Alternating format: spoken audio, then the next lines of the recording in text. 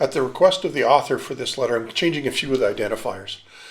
Hello, John. I need quick advice. Fostering a 12-year-old, 120-pound male golden retriever whose owner is in the hospital. I'm picking the dog up tomorrow. I'm told that he pulls on the leash. What can I use to make walks more pleasant for both of us? If the dog's not fostered now, he will be surrendered to the SPCA, and that will break the owner's heart. I've used a prong, halty, and choke collars in the past, but only on dogs whose owners already use them.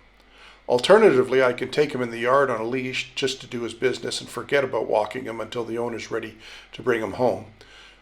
But I sure would love to take him on walks.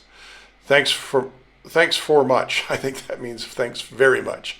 And then I'm going to give the name as Tanya, but again, that's not the person's real name.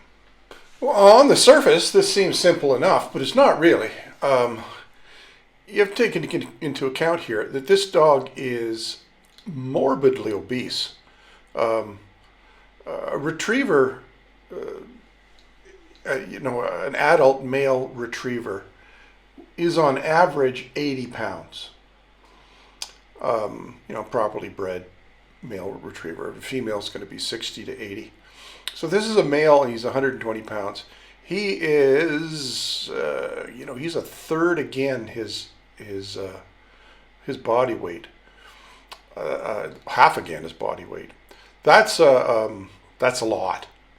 He's also a senior, and besides the fact that that's a lot of weight on those old bones, making changes in his activity level.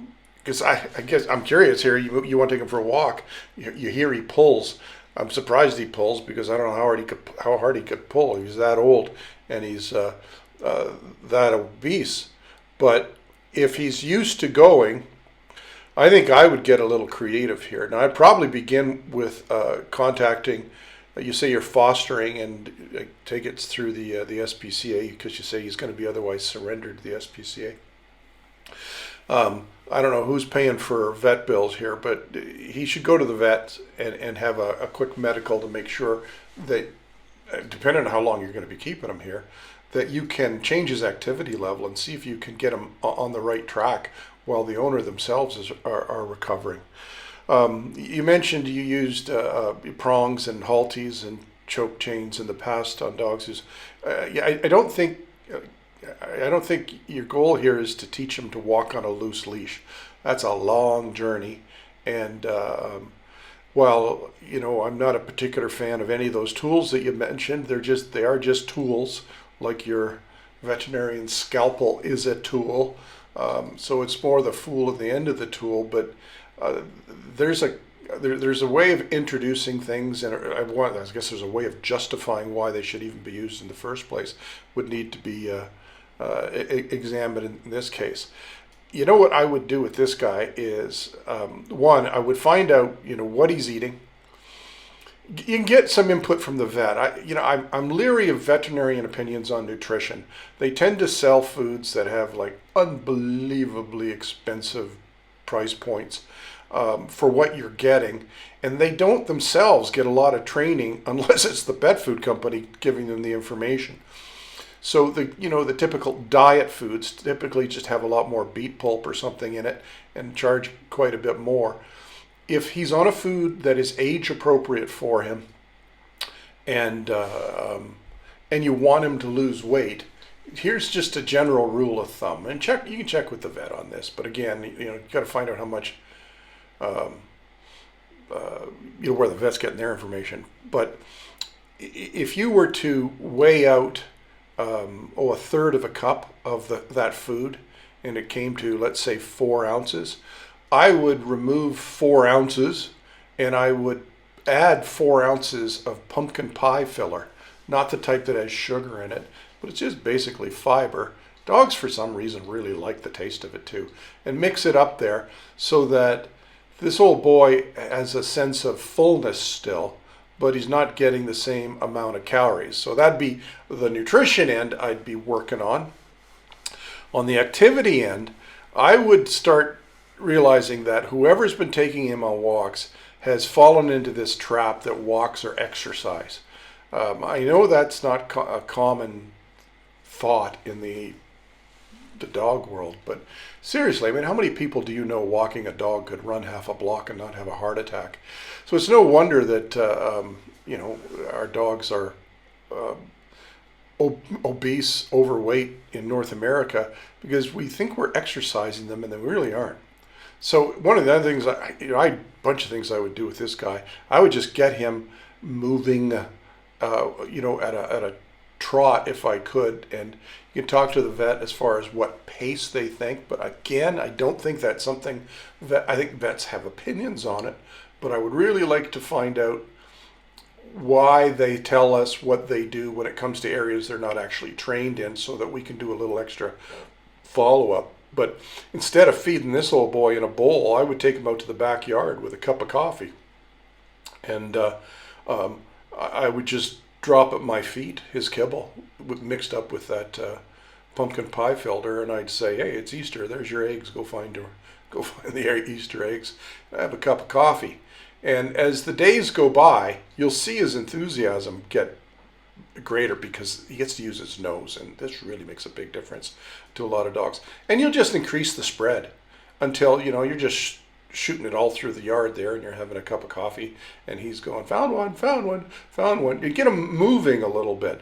If he's on a food that has a canned version of it, stuff it into a Kong and freeze it and give him one of his meals that way, so that he's got to work at it. I don't think I'd take him on a walk. I would take him on a hike. I would put him on a dog this size, that obese. He's not going too far too fast. So I'd put a 30-foot lunge line on him for a horse and take him to the woods. Take him with another dog if he gets along with other dogs. But get him moving. So instead of that 20 minutes, half an hour around the block, take him somewhere so that when he comes back and he goes, oh my God, I can't believe what I just had. I went to this place. They call it the woods. It's unbelievable. I check my P-mail everywhere. I smelled a raccoon and I smelled, oh my God, they got to eat a nap. That's it. That is what this dog needs. He needs his activity level up. He needs his caloric account down. If you want to teach him how to heel, spend 1 minute 6 times a day trying to get him to embrace the concept indoors. I'll bet he can't do it. So I don't think I would start frustrating an old dog and new into your household on a walk and trying to teach him a complex skill like heel. You're going to feel like you're holding an AA meeting on a Friday night in a bar, with it being half price night and women are drinking for free.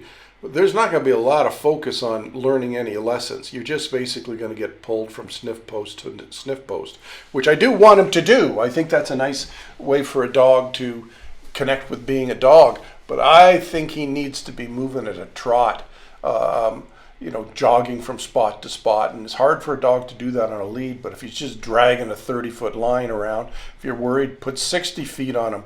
But yeah, boy, if you're going to have this dog for 2, 3, 4 weeks, I'll bet you'll drop his weight down and trim him up, and he'll be a lot more, well, I don't know about puppy-like, but I think he'll feel a lot better, and I think you'll start to see that he feels a lot better.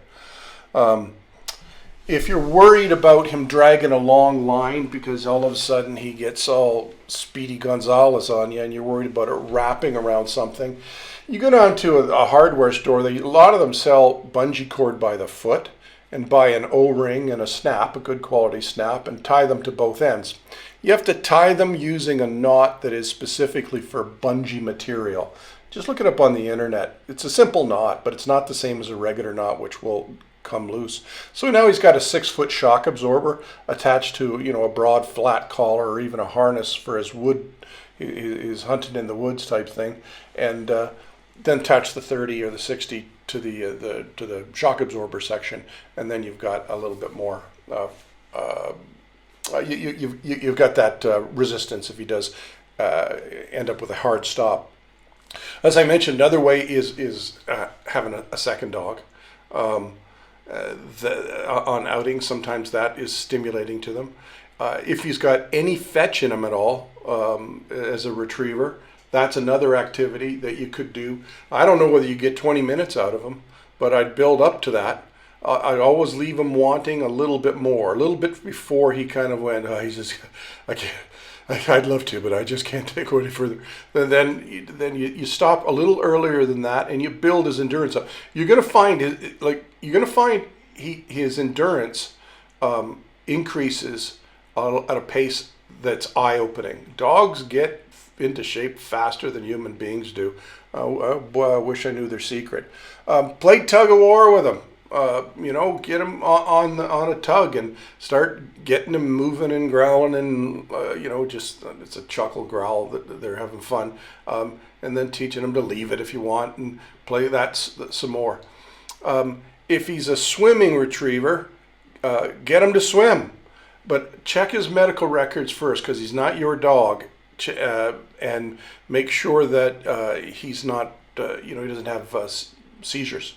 Because he shouldn't be swimming if he's got seizures. But again, that's a wonderful way for a dog to lose weight and not put excessive pressure on their joints.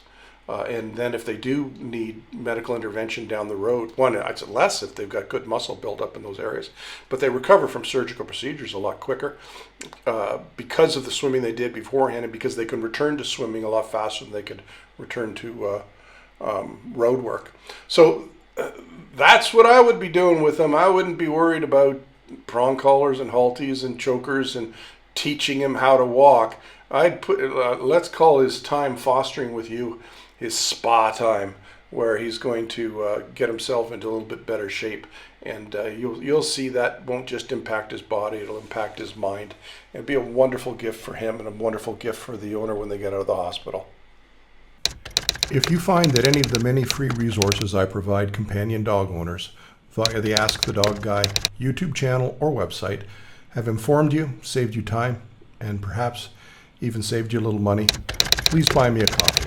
Alternatively, you can also become a monthly sponsor, which will go a long way to spreading the word about science and common sense in the companion dog training world.